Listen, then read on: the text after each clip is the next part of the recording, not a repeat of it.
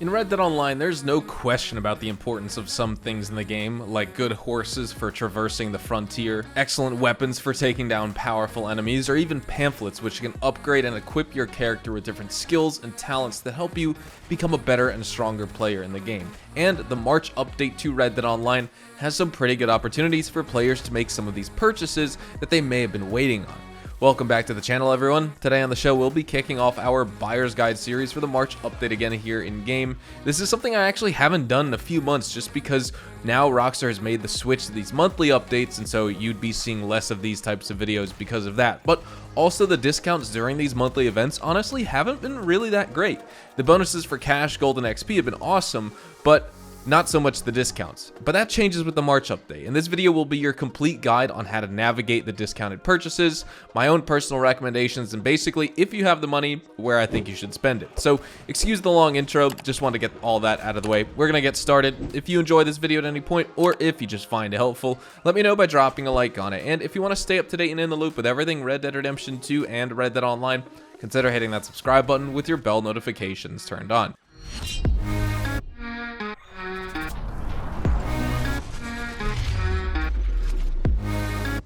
So pamphlets are 30% off, and there's a bunch to choose from. And I would recommend you stick to a few of these purchases. These are excellent here in game, like we were talking about right at the beginning of this video. You can upgrade your character with some awesome pamphlets. And so first, I recommend the Express Explosive Ammo pamphlet.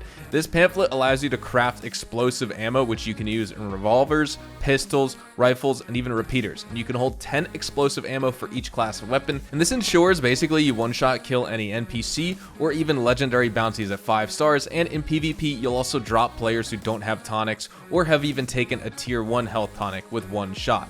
Tier 2 and Tier 3 tonics require more than one explosive shot, however, definitely note that. This is obviously a pamphlet most suited for PvP, and you're going to be sure you're going to get some salty folks messaging you if you use it on them. It's cheap because it's so good, and that's really why most folks, including myself, will use it sparingly. It's the perfect defense when you're delivering your trader wagon long distance for the $625. I'd say most players mind their own business, but don't be afraid to pull out the explosive ammo when you have a posse of several players who are trying to blow up or steal your trader delivery. Next, we have the Dynamite Arrow pamphlet. This is a necessity for self-defense as well. You just need one arrow and a flight feather and a stick of dynamite to craft it, and you can send these bad boys flying at enemies who are attacking your wagons. The best part here is that with Paint It Black, this turns into an aimbot grenade launcher, as basically these dynamite arrows have a larger blast radius than the traditional explosive ammo meant for long arms. And for the third pamphlet, I recommend is the Explosive Shotgun Slug recipe. Similar to the explosive ammo pamphlet, but this one is exclusively for shotguns only. You might as well buy it so all classes of your weapons have explosive ammo, and that you can use to defend yourself from hostile players looking to ruin your fun, or use it on NPCs if you want. I don't really care. There's a few other good honorable mentions too, like the fire arrows, incendiary buckshot, and those types of pamphlets, but I do want to move on to another area of discounted items this week, and that is for the repeaters, which are 30% off.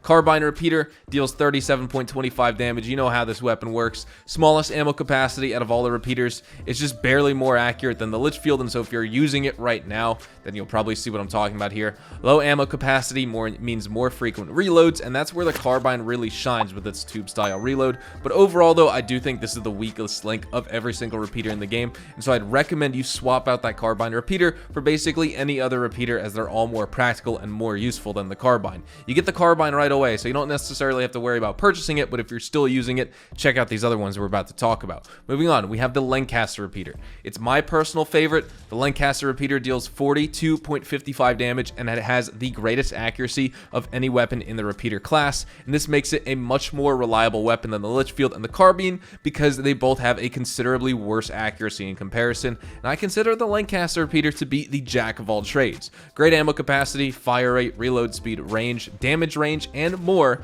While it doesn't necessarily excel in any one category, it surely holds up in every single one, and this is the obvious choice for any outlaw playing the game.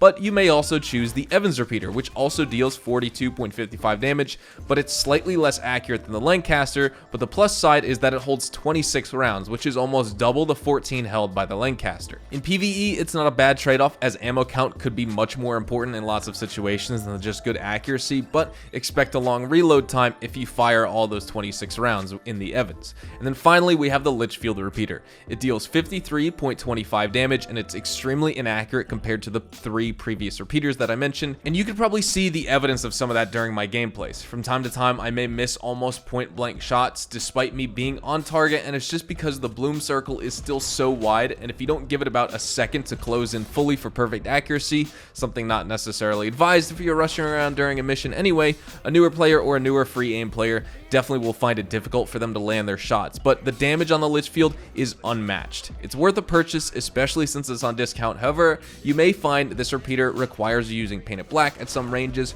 what probably would be like 80 feet, which is about 40 steps in game, whereas other repeaters could stay on target just fine at those ranges. And then lastly, our last set of discounts that I want to talk about for this video is the discounted horses, 40% off the Andalusians and the Bretons. The Andalusians are powerful, compact war horses. They can be identified by their thick mane and tail, their strong body, and their noble head. This breed of horse is incredibly courageous, and it will not be spooked easily. The Andalusians handle well, they have average acceleration and speed, but they're known for their health and increased stamina, making them great for long journeys here in game and adventures. Moving on, we have the Breton horses. These are another powerful horse breed and an instant favorite among horse enthusiasts. The name derives from the Breton region of France, where they were bred for thousands of years. They're standing at about 16 hands high in game, and the Breton horses were ridden by the Celts, and they are a bulky, heavy-set breed capable of draft work, but they're also used as war horses due to their gait and disposition. Both of these are great for the bounty hunter bonuses this week, so honestly, you can take your pick here. I like the Bretons just a little bit more than the Andalusians, but the Andalusians are also incredible horses here in game. You know, the Bretons, of course, you need the bounty hunter role, so keep that in mind. The Andalusians, you don't, and the Andalusians are also going to be more affordable than the Bretons, so also keep that in mind. But all in all, I think both of these deserve a spot in your stable if you have 10 stable slots. Now, with all that said, I think that's all we have time for here today, so we're going to be wrapping things up right here. I do want to thank you guys so much for watching, and hopefully you all enjoyed the video today. And if you did, hopefully I earned your like on it. And of course, if you are new to my channel and you want to stay up to date with all the best Red Dead Online and Rockstar Games content, consider hitting that subscribe button so you don't miss out on a single thing we post here on the channel. We consistently talk about updates, news, information, tips, tricks, and even leaks, and we'll keep you guys updated here on the channel daily, so make sure you hit that subscribe button.